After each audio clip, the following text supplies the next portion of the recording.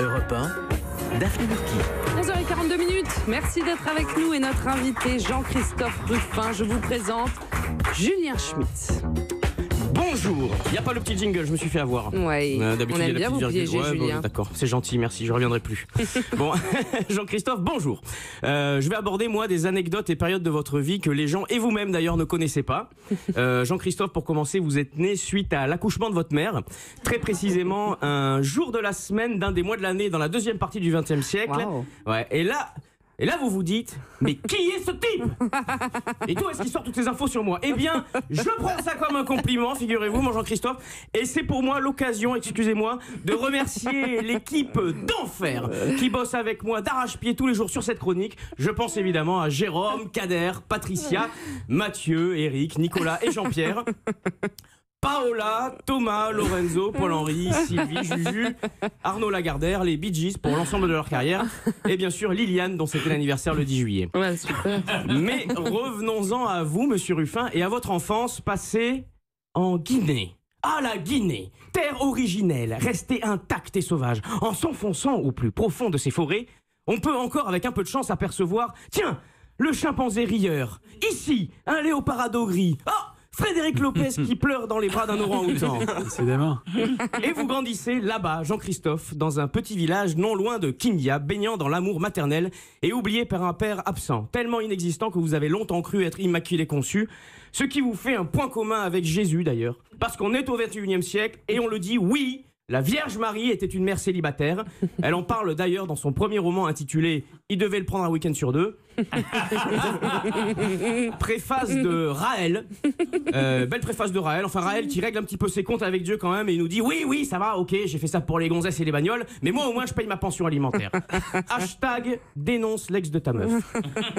Jean-Christophe, vous êtes un enfant précoce, génie de l'écriture, comme l'atteste votre premier ouvrage autobiographique écrit à l'âge de 7 ans seulement. Roman intitulé Cher, et dont voici les premières et dernières lignes. Cher Tati Vanou, ici il fait beau, j'ai pique-niqué avec Maxou, j'y suis allé me baigner dedans l'eau, elle était froide, gla gla gla, bisous, cœur. Waouh, la claque. Votre réputation de génie précoce fait le tour du village et vous devenez rapidement l'espoir de toute une communauté, celui qu'on envoie réussir en Europe.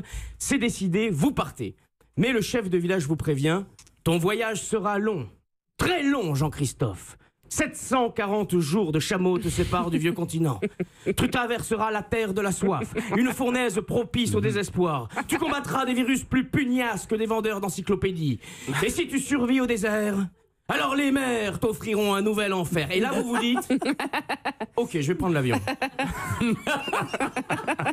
Arrivé en France, vous vous liez d'une amitié solidaire avec un certain Ariel Traoré, guinéen lui aussi, génie du football, qui quitta le FC Conakry à 29 ans pour débuter à l'âge de 16 ans dans le championnat de France.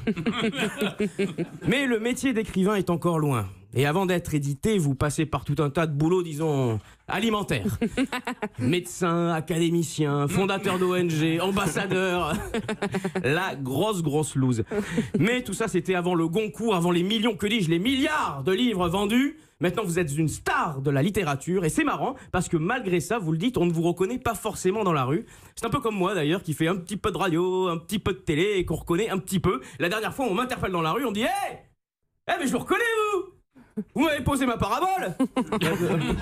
Non, c'est pas moi. Non, moi je fais des chroniques. Si, c'est vous. Bah, d'ailleurs, elle est mal posée, je capte rien. Mais non, c'est pas moi. Mais si, non, enfin bref.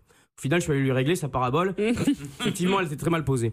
Voilà, bon, sinon, Jean-Christophe, j'ai pas lu votre livre, mais j'ai évidemment adoré. Non, pardon, je sais, c'est maladroit, on dit pas ça. Mais je suis très maladroit avec les gens que j'admire, vous voyez. Hein, quand j'ai croisé Murakami pour la première fois, j'ai rien trouvé de mieux à lui dire que « dis donc, les Japonais, hein, vous avez vraiment pas de bol avec le nucléaire. Hein. » Donc, merci Jean-Christophe, je vous ai trouvé passionnant aujourd'hui. J'aime les optimistes et les rêveurs, moi-même j'en suis un. Parfois, pendant ma chronique, je pense que les invités ouvrent la bouche par admiration alors qu'en fait, ils sont en train de bâiller. C'est lire. Bravo Julien, merci. Ça vous va comme bio? J'ai appris en effet beaucoup de choses. Vous avez appris beaucoup de choses sur vous. Vous avez l'air épanoui, donc on est ravis de vous avoir rendu ce service. Mais j'aurais bien aimé vivre comme ça, naître en Guinée, tout ça. On va voir. Si je recommence, je demanderai ça. D'accord, très bien. Merci beaucoup. Europe